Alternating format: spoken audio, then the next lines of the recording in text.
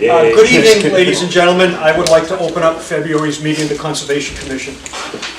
And just as a side note, we do record all our meetings, and if you're sitting over here and you're having a sidebar, it will pick it up, so there is a microphone there. We have a continued notice of intent to improve the right-of-way and construct an emergency access driveway from the town of Newbury on 14th Street. The applicant has requested a continuance to the March 17th meeting, and that would be my recommendation. So moved. Seconded. All those in favor? Aye. Any opposed?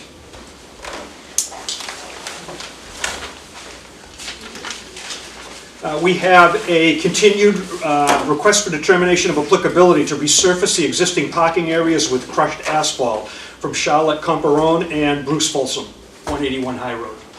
Howdy. Good evening. Good evening. You want to step up and just explain to the board what your Sure. simple project? Yeah, the driveway's a gravel driveway, and we're doing the septic system in the back, and it's all rutted out, and we want to just resurface it and make it so everyone's not driving in the mud. And I guess I was supposed to bring a few things with me, like A tear sheet? yeah, Have your tear sheet? and then something from the state that said they received the application. Perfect. You want this, like, in the envelope? There you go. I think those are the only two things you need. It is. Okay. And this driveway's there on both sides already, so it's just grading them out and... Any questions for the applicant? Are there any abutters here? Would anyone like to speak on this project? I'll close the public hearing and entertain a motion. Motion to approve. I motion to approve. You can't do that. All those in favor? Aye. Any opposed? There is a 10-day appeals period that starts the day after the postmark on the envelope that you get the decision in, where it's not required to have a building permit if time's of the essence. You can work under the appeals period. You just have to send us a letter of acknowledgement that you realize that you're working under the appeals. It's not gonna start until after April 1st. Perfect. So That's perfect.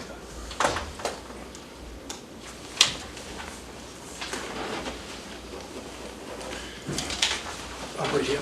Bruce, you're all set? You What's won't that? get, yeah, you don't get anything tonight. This is a request. We will make you out the determination and send it to you. Great, thanks, guys. You're welcome. Yeah, thank you. Take care. See ya. Good luck, everybody.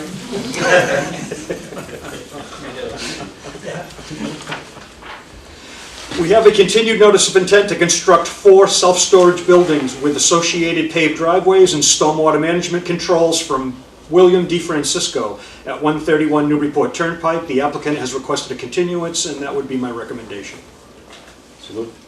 Second. All those in favor? Aye. Any opposed?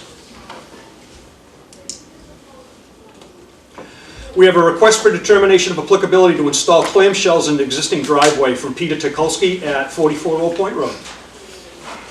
Hi, Peter. Hi, Yeah, how you please. doing, Yeah, Doug? please. How are you? So I've got about 80 feet in front of the house.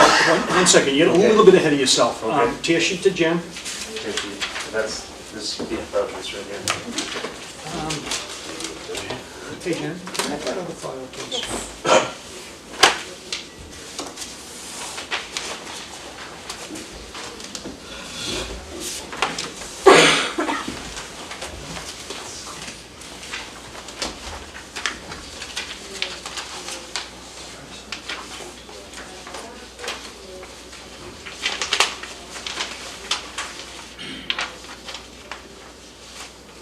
You can look at those for a minute if you want. You can look at those. And go ahead, Peter, you're on. It's about 80 feet by 8 feet. I've got some pictures of what it looks like. It's on.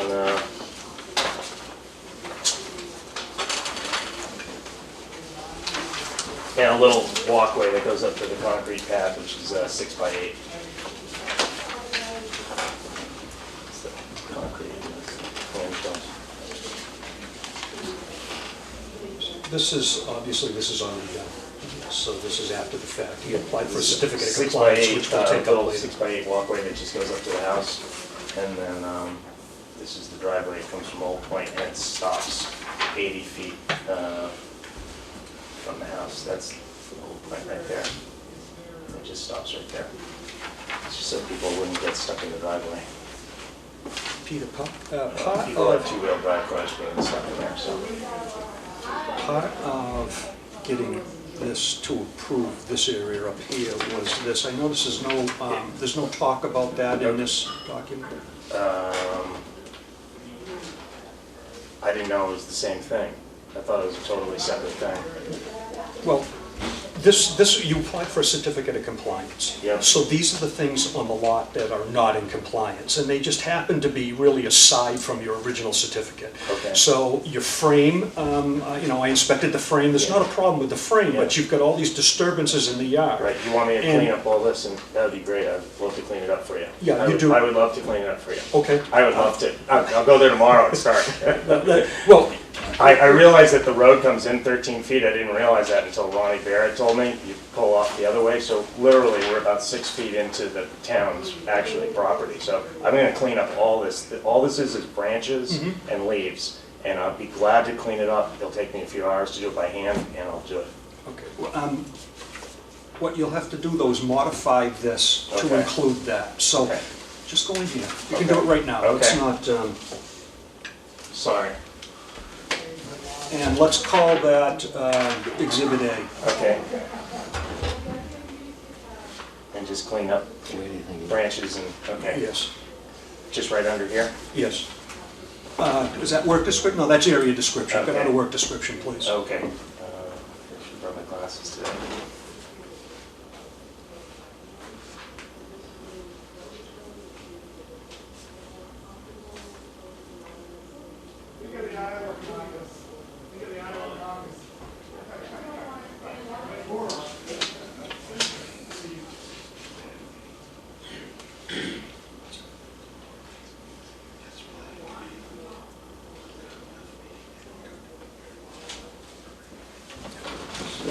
Reference, this is the Okay. drawing.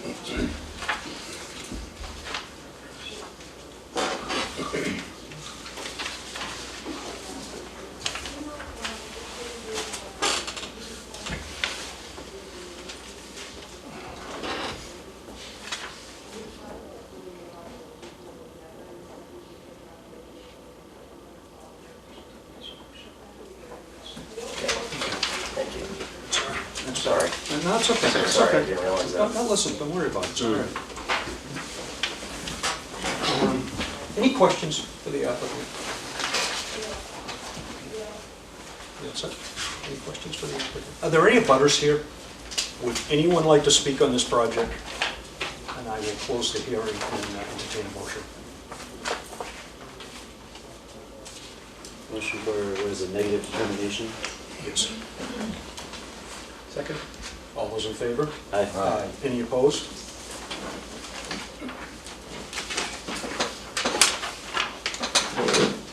That's good. Okay. With this done, what I will do is I will, something, while I got you up at the table, let's take care of our businesses. I got you up here.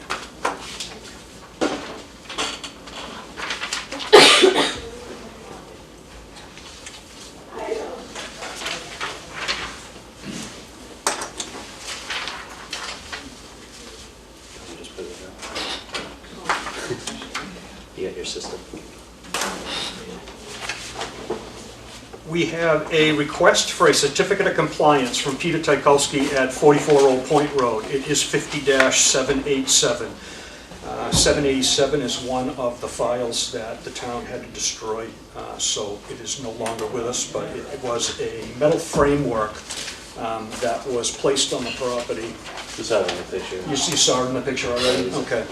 And so the metal framework is done in compliance with the materials that were submitted earlier. It was the yard work that was not. So it would be my recommendation that we grant a partial certificate of compliance for the applicant relative to the foundation and hold the rest of the certificate until the work that we're permitting tonight is accomplished.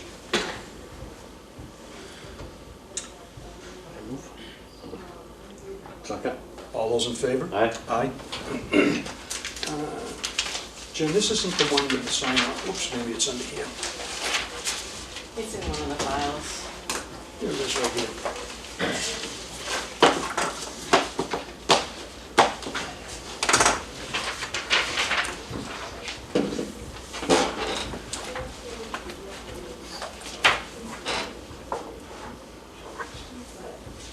So when you get this, all that will be outstanding is actually the cleanup of that area. The rest of it you've already got down. Okay, so- thank you. Appreciate it. I think it is. No problem, okay.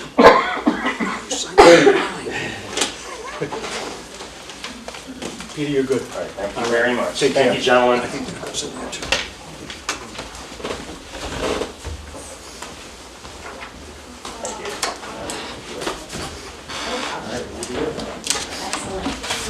We have a notice of intent to demolish and reconstruct the existing single-family home from Al Ward at 80 Northern Boulevard. Good evening. Hi, Al. How are you doing? Good, how are you? Good, I have the tear sheet here. I have the notes too. The large one. Okay, yeah, you might want to throw that out on the table, and I'll just pass these out to the sides.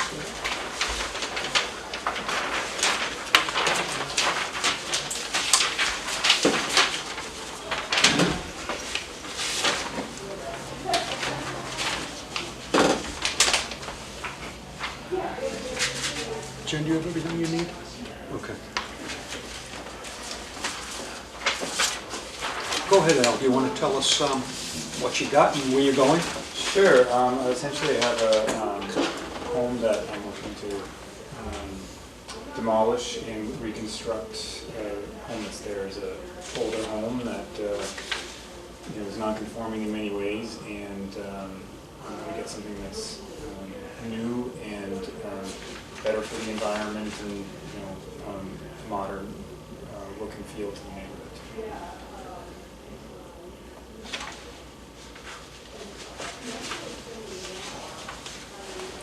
Currently, the building is, from the way it was surveyed, the building actually crosses the property line by a couple of feet. So, in order to meet zoning requirements, it's shifted south a little bit and maintains a similar frontage, similar size, but just kind of shifted to meet zoning requirements toward the south. Are you going to be that tight? Where it's exactly. You're 10 exactly south. 10 feet on each side, that's kind of dangerous, but that's up to you. I mean, if you're off a quarter of an inch, that's a problem. Right. I mean, I could get the design altered slightly. It's not my authority to pull that back in. We're not the zoning board here, but just from general practice on Plum Island, you're fairly lucky if you can get two engineers out there to come down on the same line. There's some difficulty with that kind of work out there, and to have those right on the 10-foot mark may cause you some heartburn later on, but that's up to you if you. The other thing, you're going to come in and you're going to demolish this. Got a crawl space underneath it? There is, Okay, how deep is it? it's about 3 feet. 3 feet deep? So you're going to bring some sand in and fill the hole? Or something in to fill the hole? Yeah. Okay. And that goes to one of the department's comments, that they wanted to know, some topography there. What are you going to bring in? How much of it, and where's it going to lay, and what's it going to look like afterwards? Right. I know that the way the crawl space is now, at the deepest point, there's about 3 feet, maybe 2.5 to 3 feet, and then it kind of grades up to a level where it's really just a few inches. This is on concrete block. So it's more, from a volume standpoint, it's not quite so important if you're just connecting topo lines on that. So, if someone can shoot some grades down there, and It doesn't have to, they can be off grade 100. It doesn't have to be relative to any kind of, any kind of source down there. So if you want to do that, to give them some, and then once you get that topo line down there, you're just going to fill in between those lines. That's all. You want to make it clear to them what you're going to do there. Okay.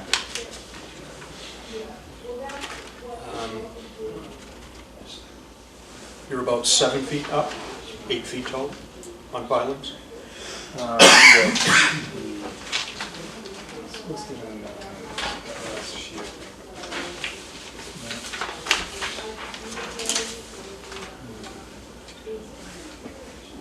So you're at elevation 17 and you're going up here. And what's the, just over 8 feet?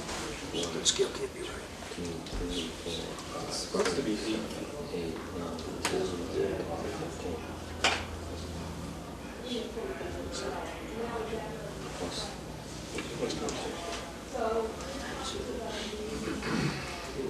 Should run a ruler up with me. Okay. It's just over 10 feet. Give it a 10 feet? It's 8 to 10, if that scale's right. Yeah, if that scale's right, it looks like about 8 feet out, which is okay. That's all. You're much higher than we need you to be. I think the other thing that the department's looking for is they're looking for the resource area. They're looking for you to call it out. It's a barrier beach, but evidently you didn't call that resource out relative to your impact to it. So that was another comment they made. They talk about demo and reconstruction on pilings. I thought you made that clear. You have a piling plan that you included. But floodplain elevation, so they want to know where the V-zone elevation is there. Or what it is. We also usually ask where like floating things are going to be and stuff like that.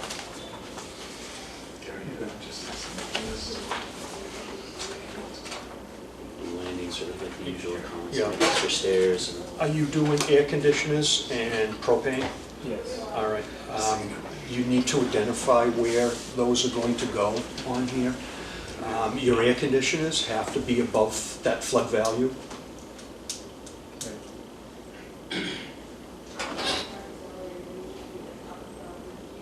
Does the whole utility room need to be above flood value? Yes, because he's in the velocity zone, so closest horizontal member would have to be, it's a foot or 2 feet above. I can't remember which one it is. They change it about every 5 years for us. I think the plan was to mean that a foot or two above. At a minimum, it'll be 2 feet. You need at least 2 feet of clearance from that down. Where's that other page?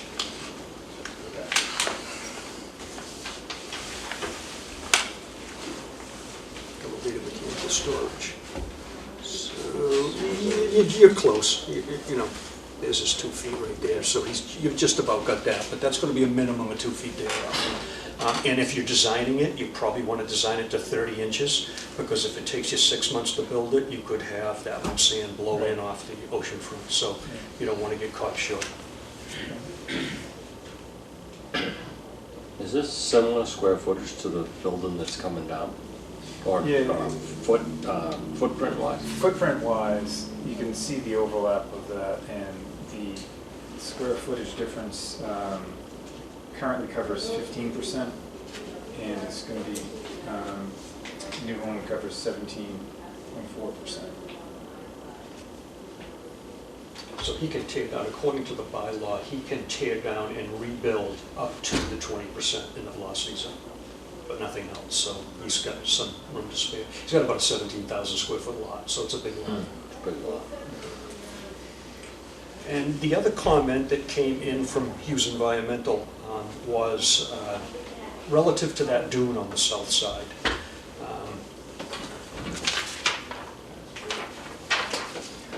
I took this, just Google Earth. This is Google Earth Street View.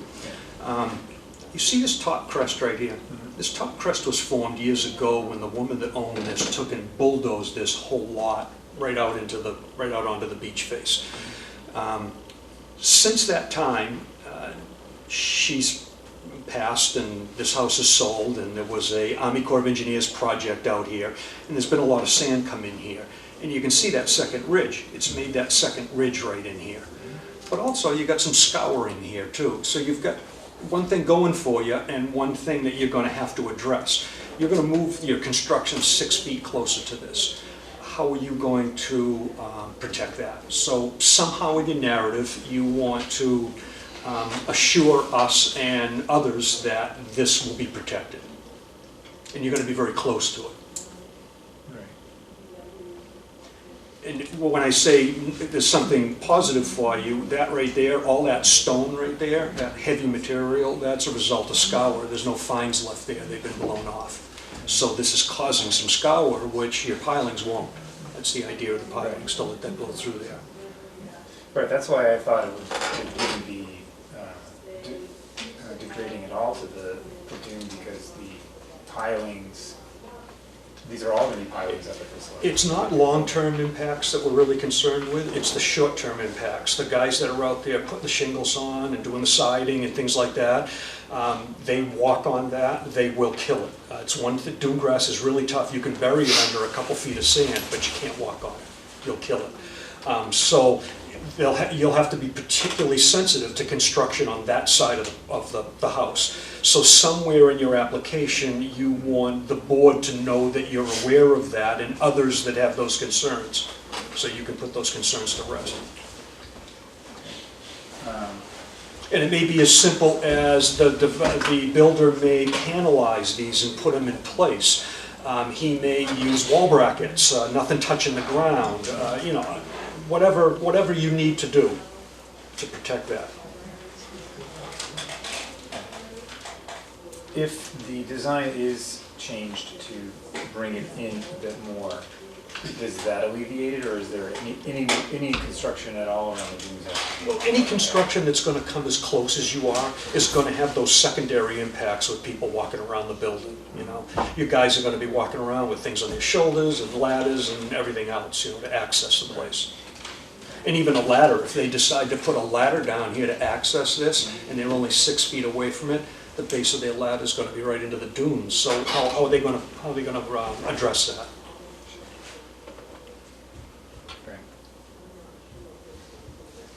Right, so the things that you mentioned basically need to be addressed and resubmitted? Is that what you're... Yes. Yeah. You're likely not to get anything out of the department, which is the DEP number. When you send them your application, they send back a DEP number as an acknowledgement that they've got a complete application, not that they've approved or disapproved. They don't approve or disapprove until we write an order of conditions, because there's nothing to appeal. So unless you satisfy their comments, they'll likely just sit on it and you won't get that DEP number. So we can close your hearing, but we can't write your order of conditions and move you forward without it. Okay. So do we continue till I get that? It would be my recommendation that we continue tonight, but that's up to the applicant. I would say yes, if it's a no from you tonight. I mean, I think that our only action would be we don't have enough information, and it would have to be a no. So I think you'd want a continuance to try and address these. Sure. Is there any other things that come up from your review that I should be paying attention to other than what we talked about? Yeah, I mean, we've pounded you on all the things you forgot, but there's a lot of good things about this project. Just getting this thing up on pilings, getting it off the right-of-way, getting it centered on the lot, those are all things that we embrace. So what I want to do is I want to go out and see if there's any questions from abutters, and we can address those also. They may have some concerns. Are there any abutters here? Would you like to speak? Sure. So I live right next door to Timber Rock. So I have number 76, the yellow house. So I do have some concerns, and just to talk about one, you're talking about the dune on the right? So the property lines, I would tell you there is a question with that. When we purchased the house, we had, where they drew the property lines and where you just said there's some questioning with that. So I think that we have a couple feet issue with that, which obviously I have a problem with. Secondly, if you're 10 feet from the property line, just being in the building business, at minimum, you're gonna be 8 feet off the ground before you even start building. Even by OSHA code, you're working on a ladder off this. You're gonna be working into that dune. Every foot, you're 6 feet up, it's going 6 feet up. So this dune that you took pictures of, Doug,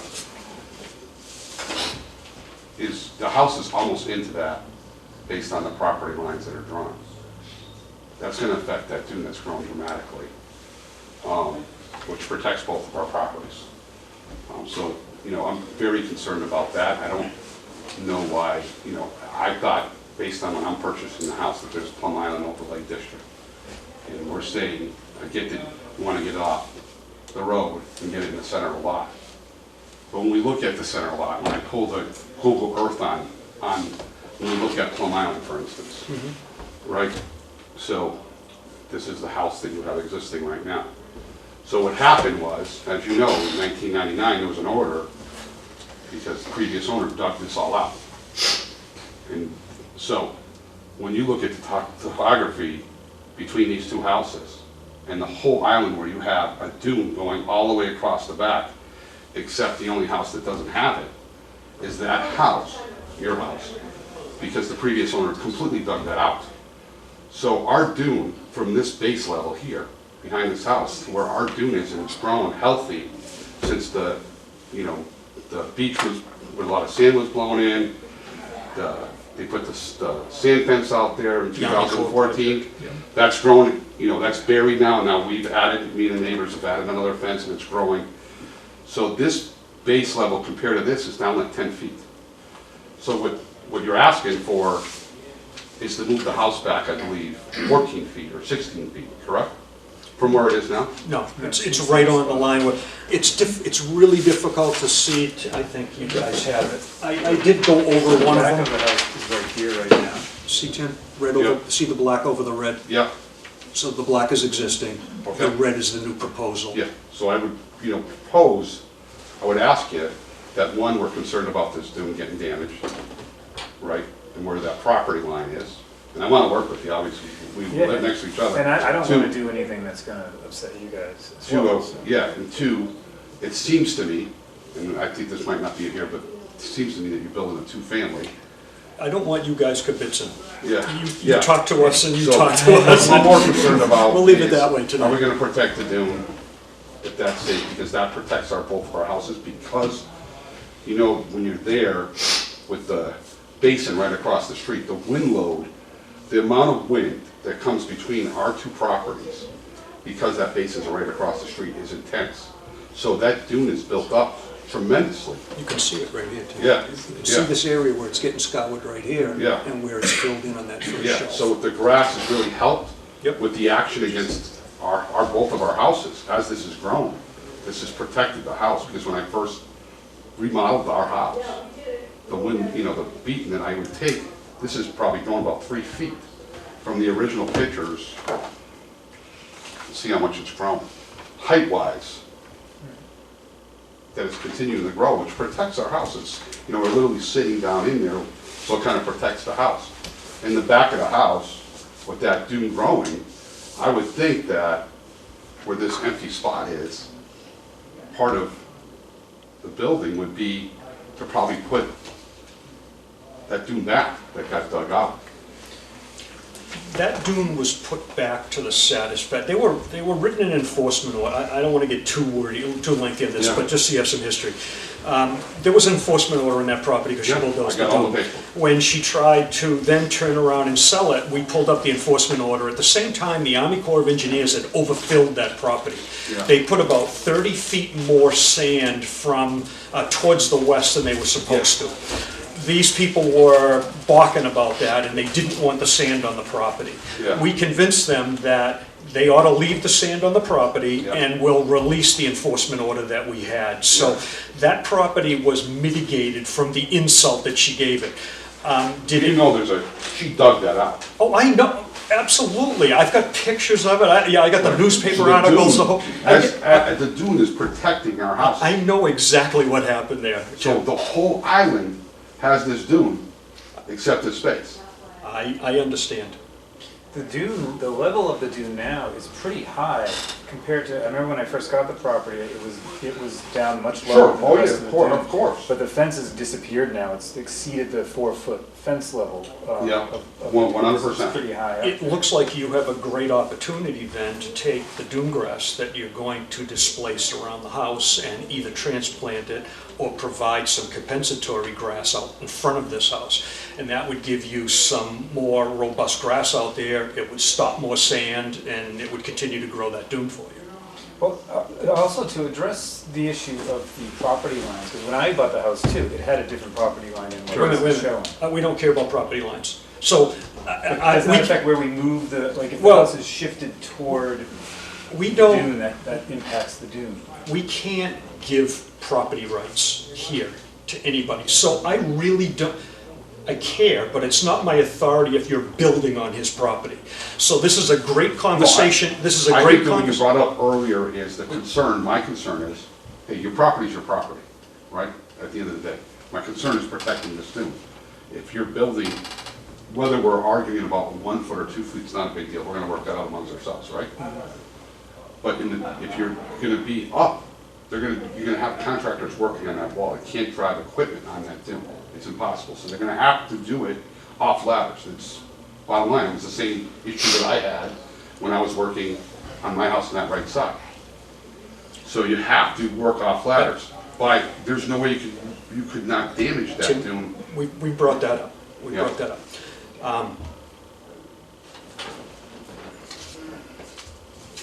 As far as the front of this, again, as far as you're positioning this in here, the property rights are not our issue. I reminded you of that only because that 10-foot is dangerous. The proper place to have this conversation would be at the Zoning Board of Appeals. I know you have to go there, so Tim, you'll be getting a notice on that one, and that would be the right time to bring up any inconsistencies you see with the property lines. And I'm just looking at, I know you threw this out, when I was reading the rear yard right now, you have 115 feet. It says it's gonna be 108 feet from the house right now. So I know you drew this, but when I was reading what was proposed, that's why I questioned it, that the house is getting moved back to what the existing property line is. Now, it says it right on your existing, your proposed, and what the distance from your property line is. So my concern is that the house stays exactly in the footprint that it is, because moving that affects, because this house is gonna be way up in the air now, affects that sand movement that has that great dune that now we have behind all our houses. If we're moving the wall, it's gonna stop the sand movement from going back and forth, because even though you're putting in a house on 8-foot piers, that dune is higher than 8 feet. So even though there's gonna be a house that has 8-foot piers, on both sides of the house, the dunes come up higher than 8. So it can move, the sand can move underneath the existing proposed house, but it's gonna stop the sand from moving freely amongst the property lines, whether it's 6 or 8 feet. So the house should stay exactly in the footprint that it is. It's proposed that it's being moved back in this. Okay, I understand. Yeah. Thank you. That's all I got. Thank you. Would anyone else like to yes, Susan? I just have a few comments. You've covered a lot of what my concerns are. I'm Susan Grillo, neighbor, not immediately adjacent, but diagonal across the street. Okay. I've lived there for 35 years. So it's a great neighborhood. We happen to be on the narrowest part of the island. I'm very concerned about what the impact is going to be to the dunes, which you've already discussed. I have one of my concerns, which is probably not for the commission, is that it appears that this looks like from the plans that it's going to be a 2-family house, yet it's being proposed as a single family. Just want to point out that there is one water and sewer betterment, and that would not allow for a 2-family to be built. If it's going to be used as such, that's a concern that the whole department has. So we just want to get some clarification on that, probably from the ZBA. That would be ZBA, yeah, we don't get inside the Right. house or its Yeah. use. So we'll be attending that meeting as well to express our concerns with the design of the home. Okay. For the commission, my thoughts are, as we've already basically heard from you and from Tim, that the delicate primary dune that this house is, that the property has on it, the construction shouldn't have any detrimental impact to the dune, and it's critical to protect our neighborhood. No construction view should be allowed to disturb the ocean front or the side dunes, and everything would need to be done from the street. My understanding from the house that was done next to Dr. Russo's and another one that was in between this house and one next to Dr. Russo's house on Northern, all of the demolition and construction was actually done from the street by cranes and things like that. Not sure if that's That didn't happen, but for it's... sure. Yeah. Ron Garrett shared that with me. I don't know exactly where that's coming from. That's okay. Ron's information, but- Well, it was, originally it was something that the selectmen suggested, Right. but we talked, the conservation talked to them and thought that would be more trouble than not by that application, so. Okay.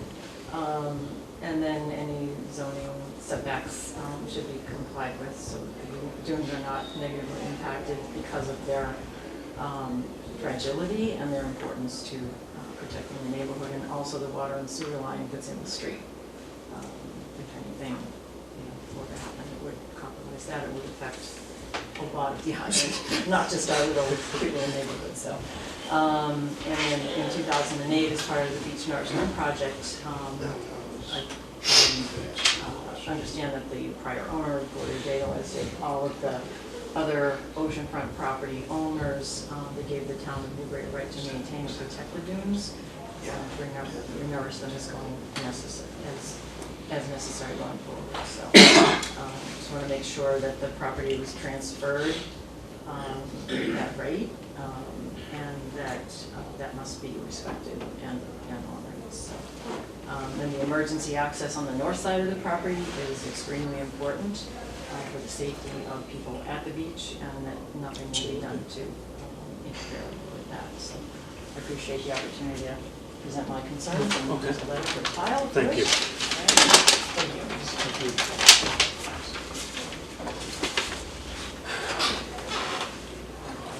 We did get a letter from Thornton Law Office, and he is representing 82 Northern Boulevard, the folks that live there.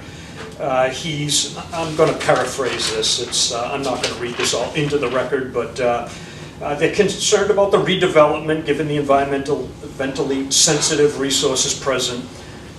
They acquired the property in 1980, and it's stayed the same ever since. They noted in Chapter 95, which is our wetlands bylaw, and the Wetlands Protection Act, that they acknowledge the fact that the barrier beach provides enhanced protection. Their concerns were similar to Susan's. They wanted to make sure that the right-of-way stayed open at all times, and that's going to be something that you have to do anyways for the town. It's one of our emergency access, and you would not be allowed to block it. They want to limit the construction to the existing footprint, which is not something that we have authority over up to 20%, but that's not something that we usually get involved with. Chapter 95. Permanent public access and beach management easement with the town of Newbury. Susan brought that up, and that will stay open and effective. They said the same footprint, but the current footprint, according to this, goes into their lot. This is actually 23rd Street right okay. here. So there's a That's not 10-foot, really somebody else. there's a Yeah. 10-foot right of way in between these two properties. Yeah. And the garage is onto it just a little bit at the moment. Okay. Would anybody else like to speak on this project? Al, it's not up to these folks that bring the concerns forward. The burden is all with you to show that your construction will not harm these areas. I think that you've got a little work to do on this area over here, and then a little work to do to address anything that the department needs before they issue that number. So, do you have any other questions for the board? Then, with your permission, we'll continue this to the March 17th date. Okay. So moved. Second. All those in favor? Aye. Aye, any opposed?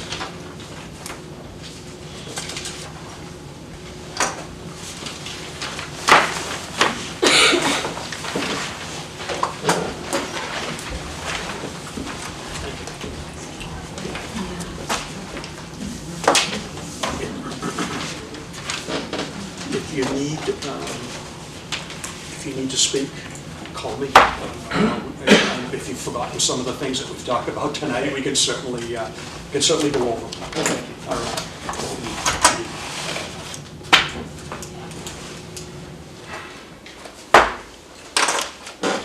We have a abbreviated notice of resource area delineation to confirm the delineation of wetland resources from John Calantoni at 108 Main. Good evening. Good evening, Bill. Bill Manuel from Wetlands and Land Management. I know we have a couple of people interested here. I have an easel. I could put the plan on an easel, or I could lay it out in front of you, and folks can look over our If you shoulder. could put it right here, at least the people at home might be able to get a view of it.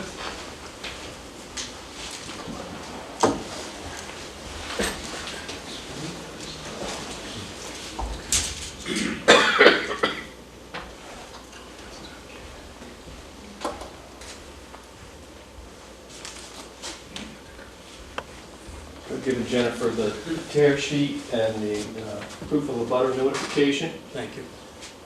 And so this is an abbreviated notice of resource area delineation, and it's only for verifying the wetland boundaries. This is the second time I've appeared before this commission. The first time was January 2nd. You issued a negative determination to perform soil testing out there in conjunction with figuring out how this property can be developed. That's been done. I flagged the wetlands back in the fall, and fearing impending snowstorms, you and I walked it in November. I think we got one snowstorm since then, one real one. But we did walk the line, and we left the property in agreement of the wetland boundary that's shown on this plan. So let me just walk you through it. So quickly, this is Main Street over here. Can you pull that easel back just a bit? Yeah, thanks. It's impossible for everybody to get a look at it, so I encourage anybody who wants to come up and see it, Yeah, please, if you want to come up and take a look at it, please do. Just don't stand in front of the camera, please. So Main Street, there's actually two different parcels. This front parcel right here is 108 Main Street, the skinny little strip. And then this back parcel here is called off Main Street. And the green line represents the wetlands, and basically that which is enclosed by the green lines is where there are wetlands, and then the rest of it would be the buffer zone or areas outside of the buffer zone. So I put 5 different flag series. I started at the northerly stone wall and ran along the westerly stone wall, A1 through 8. At this point, the line would have just gone off the property a little bit, turned right around. There was a little divot, the big boulder and a little divot right there. There's some wetlands just behind that boulder. They came back on the property and then basically meandered in this fashion, and then went off the southerly side. I jumped up the stone wall a little bit and put the C series, and that went off the easterly side. And frankly, at this point, again, the wetlands probably would have gone a short distance up before they curled back around and re-entered the property. There was a little island of upland between the B and the C line. Normally, I don't cut out little islands of upland that are in the interior of wetlands, but that was, well, it was where the backhoe went for the initial soil testing that was done on behalf of the town, when the town was getting ready to market this lot. And it was the most narrow point between the wetland lines, so I figured it's probably a potential wetland crossing area. We want to know all the upland areas that are in there, so that's why I did flag out this little island here. And then finally, the E line goes from the westerly side to the northerly side here. So we have an area of access here and a large area of upland. There's another area of upland over here, and another fairly large area of upland right in here. So we'd like to get this verified. We are moving forward fairly rapidly with planning and design, and we just want to make sure we lock in this wetland boundary so that we don't have any questions as we get down the line. Have any questions for the applicant? I was out in the field with him, I've walked that line with him, we walked every flag out there, and we were, as he stated, we're in agreement that that is an accurate depiction of the wetland resource area. So you have to cross all the wetlands to get to any of those inner dry areas? Well, we are talking about the wetland boundary tonight. We're not talking Sorry. about development, so. Anybody else like to? I do have a question. So I know you're talking about wetland, but I'm curious about wetland. How far from wetland can you build? You can build in the wetland. You can build in the wetland. You can build in the wetland. You can impact wetland resource areas under certain circumstances. There's no taking of BVW, bordering vegetated wetland in Massachusetts, so there's at least a one-to-one replication. When it comes to the buffer zone, that's a jurisdictional area that we look at all the time. The buffer zone's 100 feet upland from the wetland flags, and that's a jurisdictional area. So let's say you've got a project, a single-family home, and your lawn's going to go 10 feet into the wetland area, into the buffer zone. It might be a simple request for determination from particularly for the board. Let's say you're within 25 feet of this wetland with your new home, which has been approved before. There would be some order of conditions written to protect that wetland during the construction. So there's no real set spot. With new construction, no, we would not allow them to go in there and fill wetland in order to put a house on it. That's not going to happen. But again, there is a taking. We can authorize at this table up to 5,000 square feet of bordering vegetated wetland taking before it goes to the state. And about how much wetland, based on your analysis, is on this property, acreage-wise? Never even figured that. Yeah.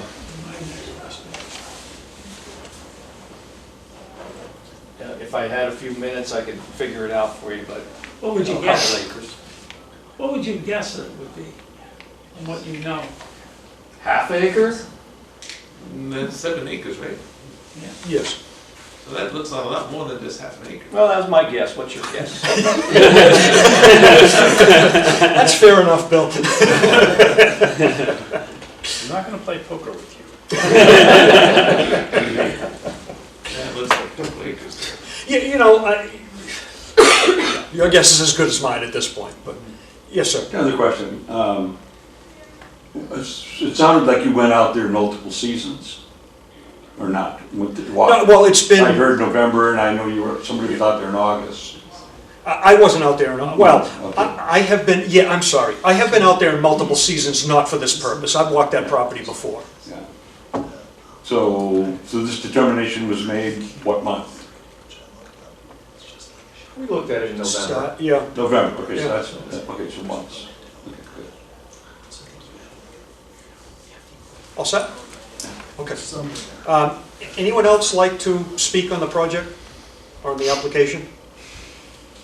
Go Are back there to- any animals that are affected? I know we live across the street and there's spotted turtles that we've had to come before the board for. So are there any issues like that on the? Not that I know of. I don't think there's any NHESP issues, and I don't know of any potential or certified vernal pools out there. Usually for a project like this, you wouldn't normally do a wildlife evaluation. It doesn't usually rise to that occasion, but.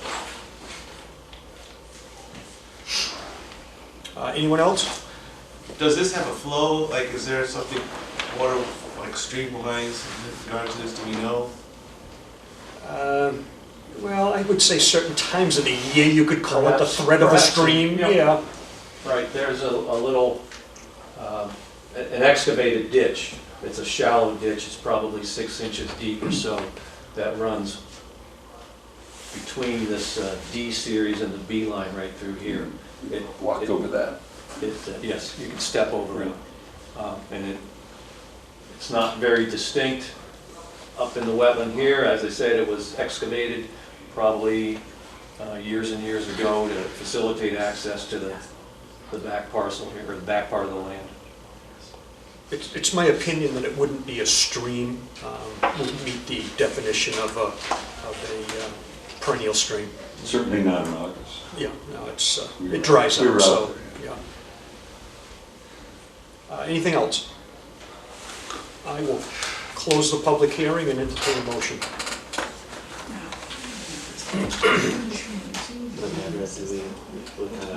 Motion to A motion to approve the agreement as presented. Motion to approve the INRAD as presented. Second. All those in favor? Aye. Any opposed? Thank you, Bill. Thank you. It's over now.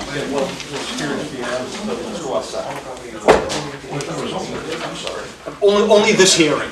The meeting is still, we still have more business. I thought you were adjourned. That's okay. Sorry. That's all right.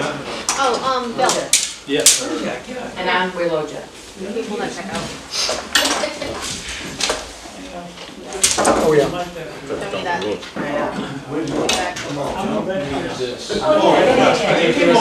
You're not in Riverfront, you're not in the local fee. Right, so he must have, there was a question on that, he must have ran up and gave you money. Yeah, I know, but there was an extra check that we need.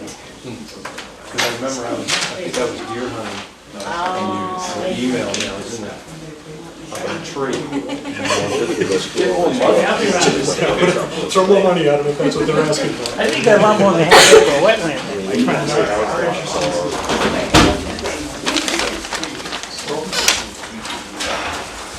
If it's all that green part.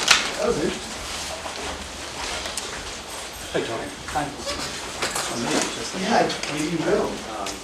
We probably do an ANRAD every 2 or 3 years, right? We've got 3 of them tonight.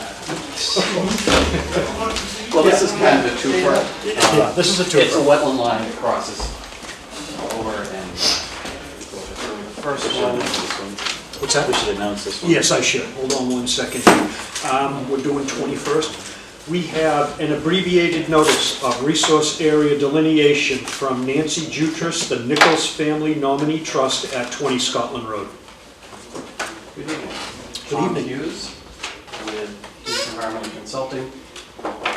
I'm here with Andy Lucier, who is Nancy's husband. 20 Scotland Road is actually owned by the Nichols Nominee Family Trust.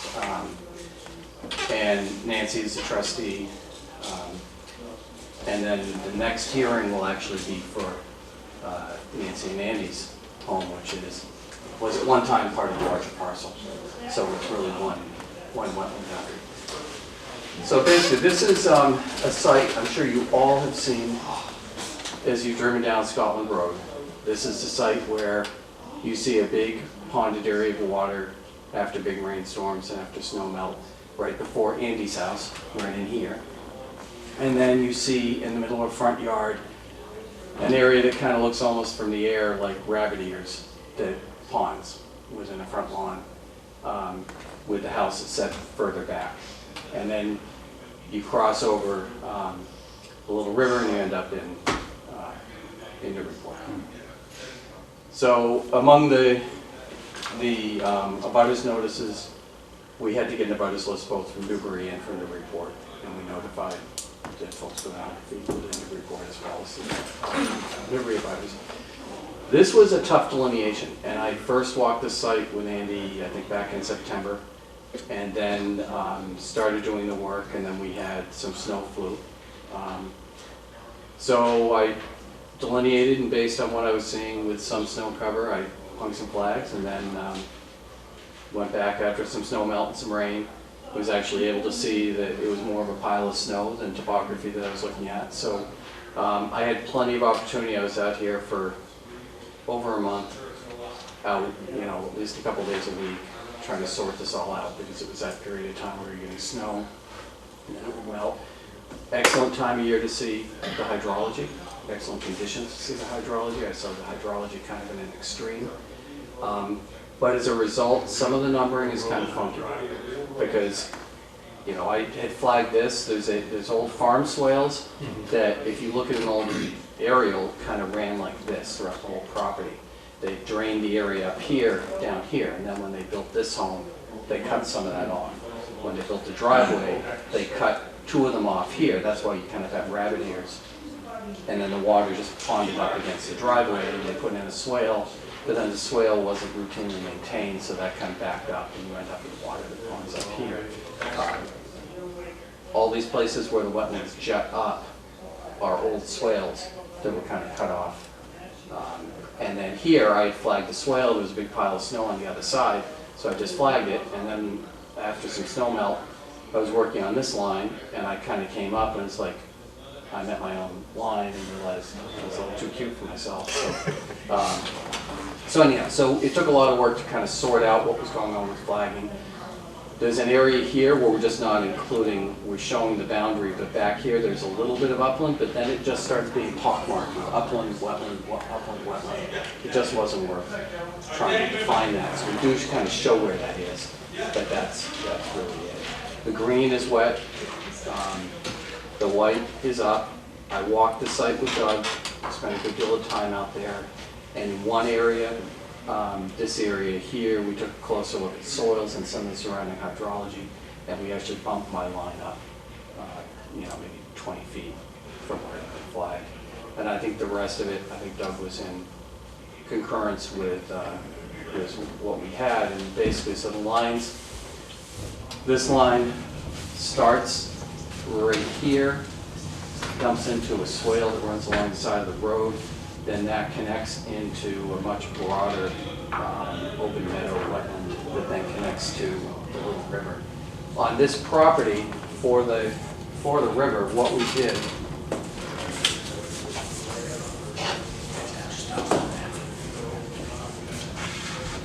is this. If you look at an aerial and you go out to the site, you see it's a really well-defined bank. And so we actually found that interpreting it based on the aerial and then giving it like a foot or two this way was a far better way to delineate the river than going out and trying to hang flags right along the bank, the vertical bank, and then expect them to stay there. This gives us a nice, accurate delineation, and unlike flagging, which is lumpy, this is a nice smooth line that exactly follows the line. So, you know, in order to get a line that smooth, I'd have to hang, you know, flags every 5 or 10 feet. So I felt like this was a much better way to draw the riverfront in onto the property. So your inner riparian, which is largely within wet, except in this one little area here, and then the outer riparian that comes up, still within the shrubby area of the site. There's a little bit of lawn that comes down here, but you can kind of see the shrub lines along here. Then it runs up, you've got these 2 swales that come up, and because these swales weren't maintained, and there's a whole bunch of like walking and ATV trails that have formed over the years. They were farm tractor trails at one point. Some of these things have been plugged up, so what ends up, they're not plugged up, but they don't flow freely. So where that happens, you get the water is just ponded back, and the swales kind of merged into each other into a meadow. That occurs back here. When you come back into this section of the site, there's actually a pretty dramatic rise. It's actually probably some of the most topography on the site is back in here. There is some upland area back within here, but it's, you know, again, it's sort of included within the wetland. You know, and within the uplands, there's a couple of little areas where you've got like these 10-foot wide areas that, you know, may end up having a hydric soil, but they're so small and isolated that they're not worth dealing with. So overall, I think the site really balances out with the delineation is flagged. It's pretty obvious in terms of vegetation, soils in places where it's a little less obvious, where you use quite a bit. There's a nice contrast between some fairly bright soils and some of the upland areas and very monochromatic soil. And I know that Doug and I took a good look at the soils in this portion of the lawn area here too. The vegetation in that lawn area is funny because it doesn't really trend as wet as you would think it would, but the soils are clearly there and there's clearly hydrology. So under the state standard, you need 2 out of 3. For the federal standard, I'm not sure all of that would be considered wetland because you need all 3 parameters. You need vegetation, soils, and hydrology. But because it's been altered and maintained as lawn, the Corps probably would have us ignore the dandelions and everything else that's growing in there and flag this way. So either way, it doesn't really matter. You're not doing the Corps delineation, you're doing the state. I don't know if there's anything you want to add to sidewalk. You've covered it all, Tom. You know, it was those, where the channels come out were the places that was most difficult. Made a couple of changes there, but other than that, the line, you know, Tom had his soil auger with him, and we took soil samples on either side of some of these flags when we had questions, and I agree with his flagging. What does this give us? That gives us, I'm sorry, Peter. Now when they come in with a project, we already know where the wetland line is. So someone's not going out there now and going, I'm gonna try and fit this project into the property.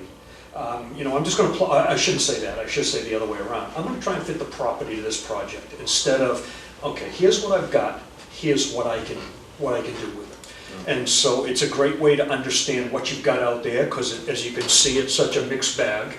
To come to a value for the property or anything like that, you sort of have to, you would probably like to do this, so you should do it. And so the family is dealing with this property because, you know, It was my in-laws. because of the, They gave us that front lot 18 years ago, and now they both passed on, so my wife just needs to know what exactly is there, what's the value. and then it made sense, since this throws a buffer in, because, you know, depending on what we have for uplands and what you could do here, you know, somebody may come along and say, hey, well, I want your property too, Andy, or maybe they just look and go, all we can do there's a single family home. At least we know, it's defined, and it takes the debate about where the wetland is out of the permitting part. So it removes a lot of the NIMBY pressure that hits a project, but it also provides a lot of certainty for somebody to put some money into engineering and actually getting something to work, and then only to come in and have 10 flags change, and then they've got to re-engineer things at significant expense. Kind of like with what happened at Pearson Drive, like that, remember that whole argument? Yeah. They did the same thing, that's my first in, right? Yeah. And, you know, then it's like, all right, now we know what we can work with and what they can do there. Brings a little bit of certainty to a process that, as we all know, doesn't have a lot. So what we're being asked to do is to confirm the resources for both BVW, Border and Vegetated Wetland, and Riverfront. So, let me ask a question. This is probably my inexperience speaking. Over the past 20 years or so, I've seen this in the country, you've seen it get really, really wet on occasion. It's right now. Yeah, much more so. I mean, Oh, yeah. there have been some. So, how does that factor into what is considered wetland and what is not? So the soils don't take too long to start showing wet. You can tell a little bit of a young wetland soil versus one that's been there for a lot longer, and you're right, it has gotten wetter, and I think the reason it's gotten wetter is because over time those soils have stopped functioning more and more. In addition, the father-in-law didn't maintain this swale along the driveway on this side. There's a swale on this side, but it didn't have wetland characteristics, and it's just got a gravel base. So on this side, it was functioning just fine, and it was also downstream of the driveway, so it wasn't getting a lot of water. This side, the water's kind of plugging up here, so backing up in here, so you're seeing this a lot wetter. This area here, I think, drained mainly through roadside drainage. If anything, there's really nothing that helps that get past Andy's property. It's always been. And it's a lake, getting, yeah. Pond, we call it Lucia Pond. So, you know, it's 2 times a year, spring and fall, guaranteed. Fills up. Yeah. and there have been some summers where it's been pretty dry, but in Usually general, it dries in the summer, for some reason. Leaves fall off the trees, they stop up taking the water, and the table comes back up. but But yeah, so it's gotten wetter, but the delineation as done represents current hydrology. And I saw it at, I think, pretty extreme hydrology. We had some good snowstorms that, you know, hit this thing, and then we had some good rainstorms. In there, I was doing the delineation when we had that 2.5-inch rainstorm. So I saw it with about as much water as is going to dump on this property. And part of the reason we looked at soils when we were doing the review in this area is it looked a lot drier when we were doing the walk from outside the wetland, but when we drilled into the soils, it was a fairly young wetland soil, but it was a wetland soil. It had plenty of redoxomorphic features within the top 12 inches. So we do it soils, hydrology, and sometimes the vegetation takes a while to come along. The herbaceous layers change fastest. The shrub layer is next, and the trees, what you see is you see the drier trees start to die off, and you see, you know, saplings of a wetland soil sites in transition.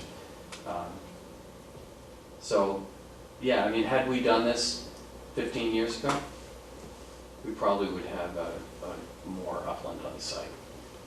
And probably more defined But 2 years ago soils. shouldn't have made much difference. It takes more than a couple of years because those highs and lows don't change automatically. So a period of drought or a period of intense rain won't make a change overnight in a wetland. It seems, from my inexperience, it seems like that wetlands is caused a lot by poor drainage. Absolutely. Yeah, I mean, if those houses weren't there and it was back the way it was, you know, 100 years ago, it might have just drained as farmland and it wouldn't be considered. It would have found its own Yeah, paths out. wetland, yeah. Yeah, no, I agree with you. no, and if it was before regulation, you just went out with a backhoe or you Yeah, know, put a ditch in. and you just re-maintained, you know, redug out those ditches here and here, you know, cleaned that one up, maybe put a pipe under the drive and extended these back where they used to be. Yeah, you could get this site fairly dry, but those soils are going to show those redox features for a long time afterwards. That's one of the other challenges in wetland delineations when an area is dried up. The soils will show that way what you end up having, and it's not really one of the criteria, but what I look for in that type of circumstance is the A layer, which is the more organic top of the soil, tends to brighten up pretty quickly. But the stuff down beneath will still have redoxomorphic features, typically, you know, little iron concretions and streaking So what he's talking about, little red springs in the soil, and what you've got is you've got iron breaking down, coming towards the plant root, and then sitting along the edge of the plant root as it uptakes the water. So you can see those features, you can see those broken down minerals in the soil. Right. If you've ever dropped a nail in a bucket of water and it goes stagnant, and then you dump the water and you get all this like iron in there, it's jet black. That's what's happening to the soils. That's a reduced version of iron, which is black. And then when you take that nail or screw or whatever out and you put it down, it turns bright orange pretty quick because it rusts because it's exposed to oxygen. The black form of iron, the reduced iron, is soluble, so it moves around in the soil, but the rusted version is not soluble, so it concretes out and stays. So what happens in a wetland is the iron moves around because oxygen doesn't get past about a quarter inch into the water table. And then as the water table drops, air comes down, rusts these little concentrations of iron, and then the water table comes back up, and it all sort of starts. And the longer that happens, the more you get modeling different colors within the soil, and the more monochromatic, black and white the background soil is with these features. And then you have some plants that actually pump oxygen down in, and so we have oxidized rhizospheres or rusted root.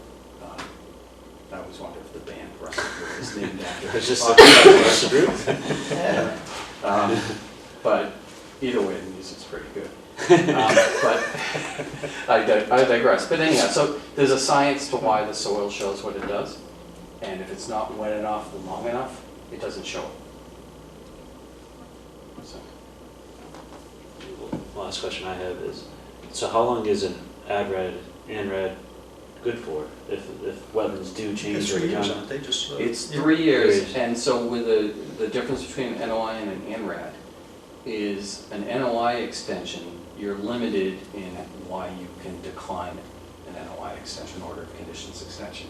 If we come in for an ORAD extension, you have to get a wetland scientist to write a letter confirming that the wetland delineation is still accurate. And without that, you're not supposed to issue an extension. So there's more of a burden on the applicant before you extend this. Generally, the flags are only good for 2 years, so it would require someone to go back out there and probably take a good long look at it. Any other questions for the applicant? I will close the public hearing and entertain a motion on the ANRAD for 20 Scotland Road. Is it a motion to accept? It would be, or a motion to deny, whatever you're Motion to accept. Second. All those in favor? Aye. Any opposed? Is that for both? Nope, that's just one. Thank you. What do you got there? 20. It's 20, that's what we want.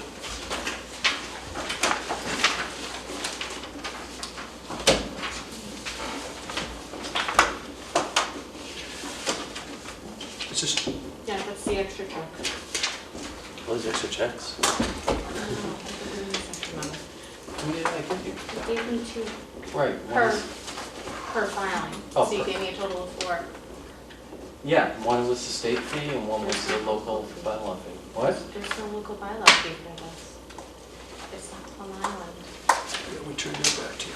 Awesome. I'm not, so this is, so did I get the extra check on the other one too? Yeah, it's in the other file. Should be there. We'll see what Christmas brings. I've always told you you shouldn't be charging those fees, but you've always taken the checks from us. Well, if you're going to insist on giving them, it's just...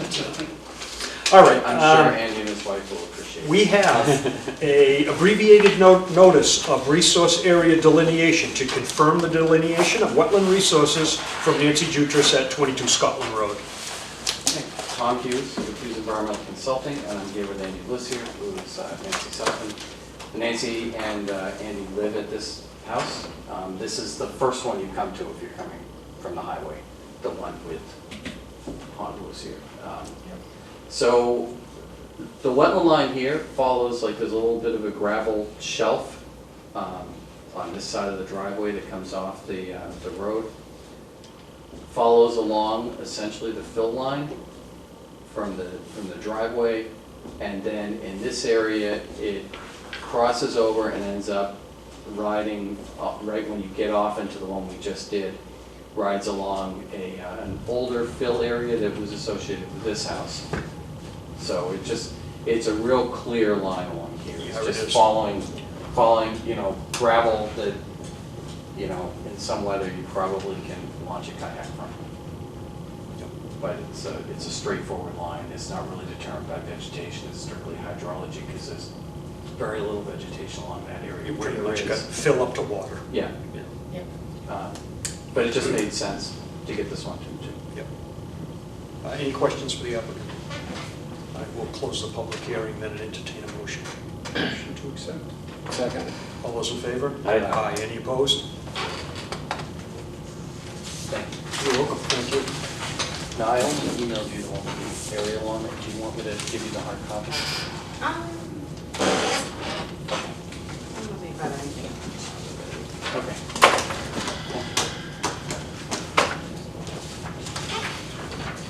And while you're doing that, I know I missed 81, but I assume they've continued. They were continued. Whoops, I'm sorry, That's throwing all right. that away on you. Yeah, there were others' concerns, and many of them mirrored your concerns, so. Yeah. Okay. I do have extra hard copies of that letter, if you want, but I understand you guys are good enough to write it, so. Well, what I did is I printed out that, and I also got a letter from this guy named Thornton, who was a legal attorney over in Raleigh. And so I gave them both to the applicant prior to the meeting, so I had a chance to read them at least and get them. So yes, he's in receipt of your letter. Okay, excellent. Hopefully he uses it as a guide. If he does, come up with something. If not, we'll see. All right, thank you very much. Thank you. Thank you. Have a good night.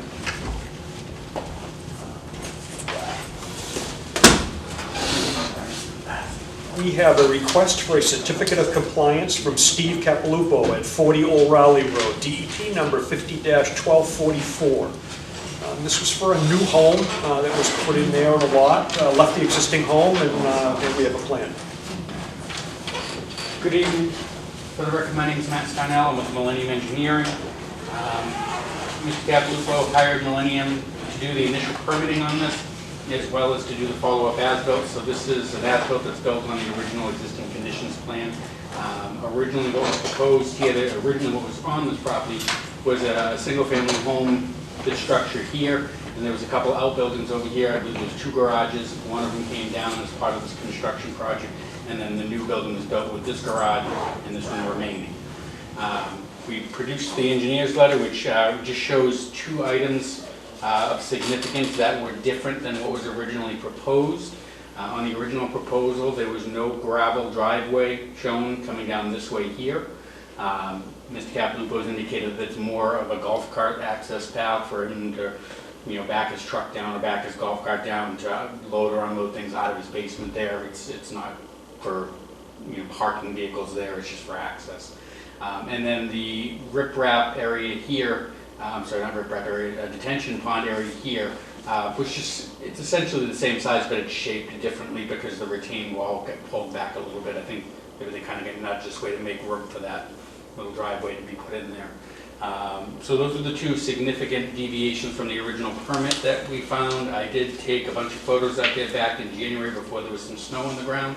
If any of the board members would like to look at them, you can see that driveway very clearly. You can see the retaining wall, you can see the detention pond, you can see the whole site really, but you can see the guys that were noticed as being hit.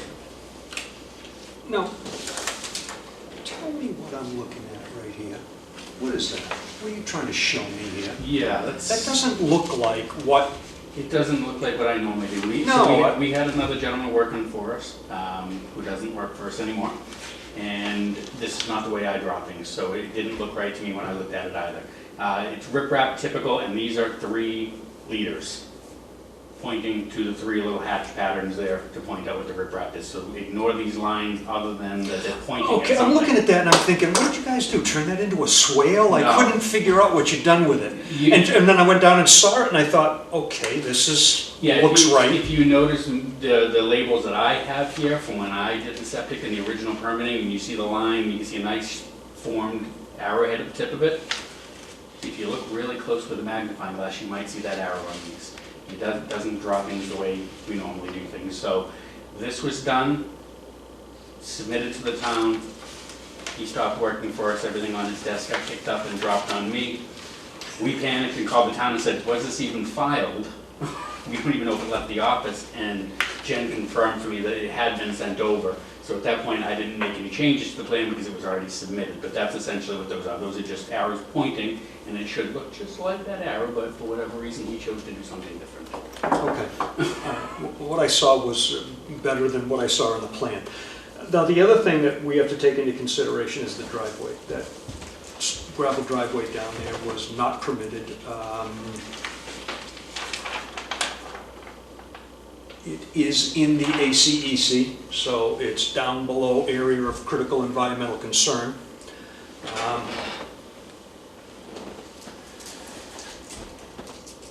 We wouldn't let him install it without permitting it, so I'm a little reserved about recommending that we grant a full certificate of compliance without making it right.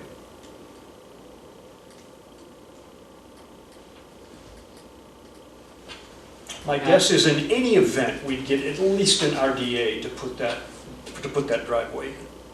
Agreed. And to back Doug up on that, I would agree if that driveway would be, if they came in and talked to Doug and said we wanted to do this, that his immediate thing would be, well, filing. And it may be something as simple as an RDA. What I can tell you is that I believe it would be permittable, even in the ACEC, because there was no elevation changes as a result of it. He essentially laid the gravel down on the surface of what was there. He didn't bring in fill and raise it up, so there's no elevation changes that would cause displacement of water. So I don't think he would have a hard time getting it permitted, but Doug's absolutely right. He would have given him advice to at least do an RDA. Well, and the other thing I'd like to see there too is he's very close to missing his detention basin and throwing water down that corner. It almost looks like he's lost some. He's got a little tiny watershed here, so it doesn't throw much this way. But it looks like it might overwhelm that, because that's pretty flat right there. And you notice there's a little cut starting down the edge of that driveway. So that, you know, you shouldn't be discharging off that driveway into the ACEC. So that driveway should either, there should have either been a little hump put here in his blacktop or something to stop that too, and make sure that everything gets directed down into here. I don't know if this is an option, or I'm sure anything's an option if the board chooses to do it, but I can tell you that Mr. Gapalupo has been advised by my office to not move forward with an additional permit that he wants to do on this house here until this is closed, because our experience has been with other towns, maybe not so much with Newbury, but with Salisbury specifically, that they don't like to issue more than one permit at a time. They'd rather close out one before they file another. So we told them, get this closed. For different projects? On the same site, even if it's different projects. On the same site, they like to keep things clean, one, you know, order of conditions, and then you can file for an amendment, but they don't want to issue a separate order of conditions on some other work. They'd rather you fold it into the first permit and call it an amendment. If the board would like him to come back and to add this in, even to put in maybe a berm or something at the top there to help address that concern there, perhaps a partial certificate would be appropriate at this time, and then conditionally upon us filing the new work on this, including that, the driveway to begin with, and then add the berm in there or something to help make that watershed coming off the driveway more effective.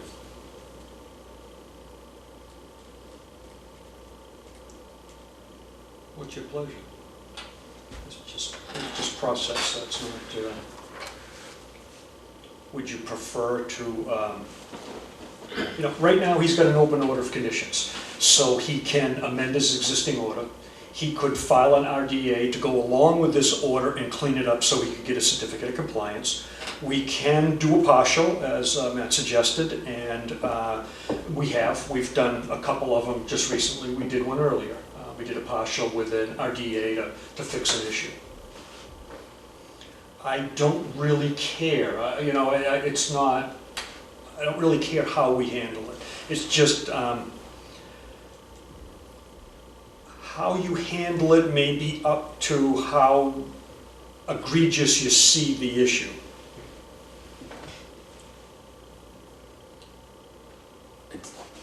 I think the partial's okay with an RDA, but I think the RDA ought to be done before we work on the next house, building, whatever that is.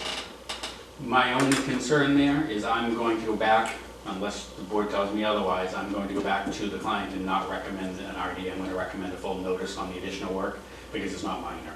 He wants to build a garage addition on this building. Okay. So I don't think an RDA is necessarily appropriate, given that the work is so close to the buffer, within the buffer zone to the resource.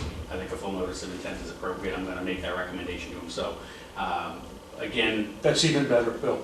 Okay. So, yeah, it gives us more protection, because now we have another order of conditions. With the RDA, you really don't have a hold other than to come back with enforcement action. Would that other order of conditions take care of the berm on the driveway? Would that be part of it? We can add that work in as part of that. It would have to be, because if they don't address it, then they don't get to close out their original order either. Which is why I suggested a partial, and even holding the partial administratively in the office and not releasing it until the new application is submitted, showing that we've addressed the concerns the board has. That's what I did with Tukulski, I'm good with that. that you saw tonight.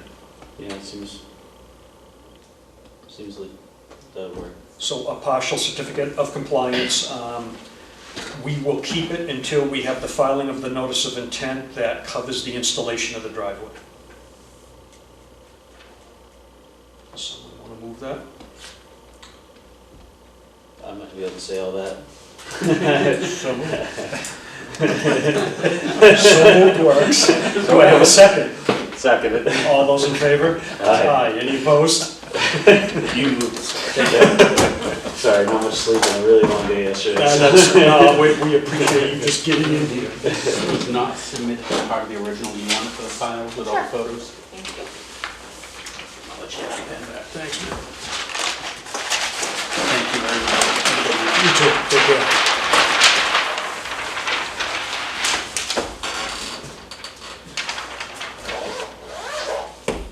You got something else to do? Yep, one more thing. Actually, two more things.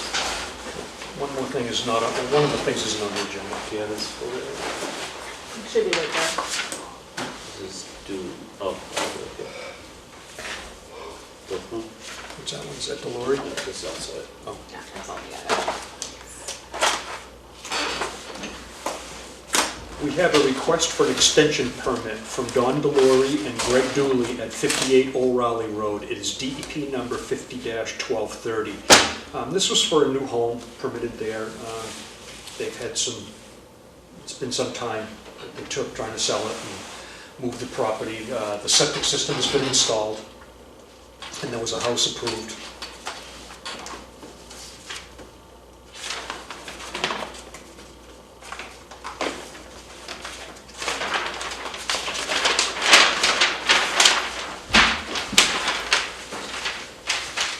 So, Old Raleigh Road, yeah.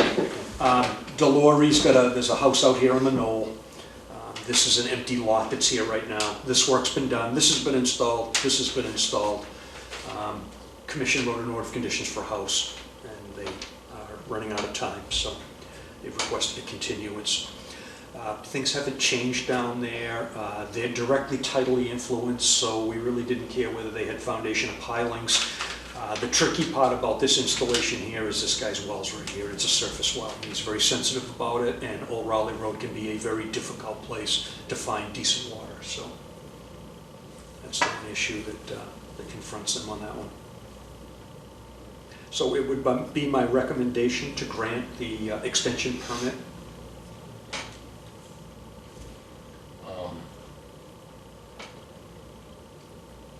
I looked at this property and wanted to have a house built on it, and, you know, I was advised not to go that direction. Can I still vote on this? Just because you didn't want to build a house there, I guess doesn't mean that it wouldn't be for all, and I don't know where that gives you an interest in the property, Bill, but you know something, there's three more of us here, so if you want to, you know, err on the side of caution and abstain, absolutely. Is it still legal, everything? Oh, yes, oh, yes, yeah. I'll The three of us, because we have a quorum, the majority of the quorum can issue the extension as long as we're all for it. There's no, I don't see a reason why we wouldn't, right? If it was already approved and nothing's changed. I don't really see an issue either. The only thing we've gone from pilings to foundation to back to pilings. That might be an issue, but it's not a reason to not issue the extension order. I move to extend. Second. All those in favor? Aye.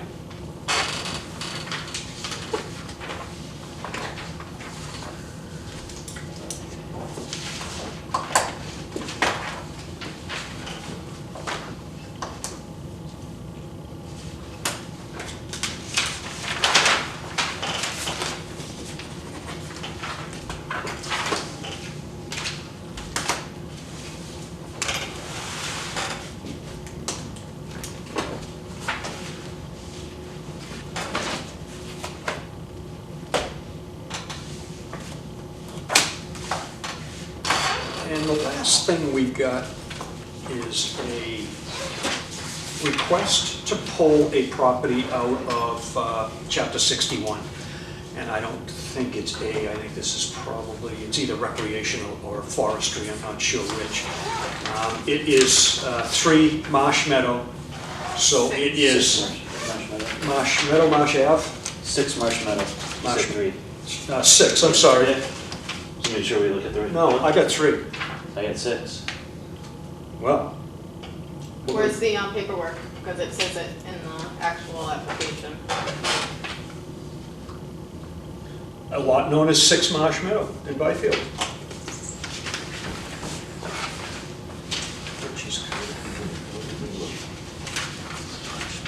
This is Jesperson property? Yes, it is. This is a much bigger, I did 2 views of it because I wanted to show you the resource areas.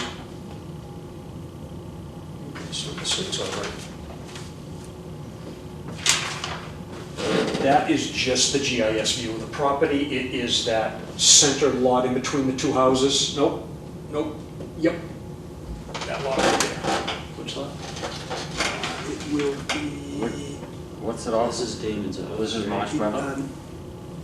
no, that's the lot right there. Oh, okay. So I think that's Damon, I think that's Eben, right, or the other way around? Other way around, that's Evan, that's Damon. Okay, yeah. and so his lot is, the one that they There, want to give okay, up is yeah, right there. yeah. Oh, yeah, and, Here's the other satellite view of it. So I. And here's where the reason, well, because they're pulling it out of chapter land, and so the town has first refusal on it. Oh. So it'll be similar to that Cottage Road property, the Humphreys property that was in chapter land. Remember that came before us? Yeah. Marsh Meadow, this is Eden's Drive. Yeah. It's the one in between.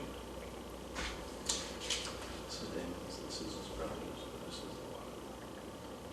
So it's It's a little, got frontage? let's get a pork chop. Hockey stick. So there's a little cul-de-sac here. Yeah, it just, the frontage is goofy. Yeah. That creates that. And they wanna pull it out of what? Chapter 61. So in other words, they've been getting a reduced tax bill on it, so now that they want to roll it out, they have to pay a back tax on it. So they'll figure out what that is. But town has first refusal. So that's why it's here before us. So it's similar to the property on Cottage Road, the old Humphrey property. Does the town want to exercise their first refusal? So I'll write a letter to Board of Selectmen with whatever we come up with. Personally, it's not a lot that is, of high value to the Conservation Commission. It sits in between two other homes, so I wouldn't recommend to selectmen that we preserve it, but that's my opinion. It's a buildable lot? I believe it is, yes, yes. Yeah, I think you know who's buying it. Yeah. Build that. So, any comments or concerns?